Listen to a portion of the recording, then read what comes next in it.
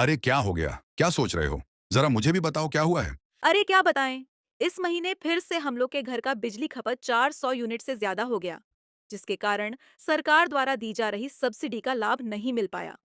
वही सोच रही हूँ कि ऐसा क्या उपाय अपनाया जाए कि हम लोग के घर का बिजली खपत महीने में 400 यूनिट से कम रहे और हम लोग को भी सब्सिडी का फायदा मिल सके। अगर आपको कुछ उपाय पता है तो बताइए जरा। अरे इसका उपाय बहुत आसान है। देखो हम लोग का हर महीने बिजली का खपत 400 से 500 यूनिट के बीच में हो रहा है और बिजली बिल में सब्सिडी का लाभ तो 400 यूनिट तक खपत रहने पर ही मिल रहा है। तो अपने बिजली खपत को महीने में 400 यूनिट से कम लाने का सबसे अच्छा और आसान तरीका है कि हम लोग अपने घर में एक सोलर पैनल लगवा लेते हैं। इसका फायदा ये होगा कि हम लोग के घर का महीने का नेट बिजली खपत 400 यूनिट से कम हो जाएगा और सब्सिडी का फायदा आसानी से मिलने लगेगा। है ना कमाल का उपाय? अरे वाह, ये तो सचमुच बहुत बढ़िया तरीका है।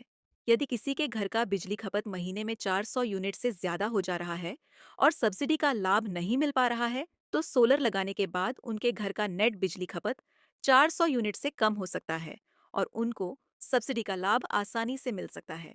ये उपाय तो बहुत अच्छा है। चलिए हम लोग आज ही पीएम सूर्य घर योजना के तहत सोलर पैनल लगाने का आवेदन कर देते हैं और अपने घर के लिए सोलर पैनल लगवा लेते हैं।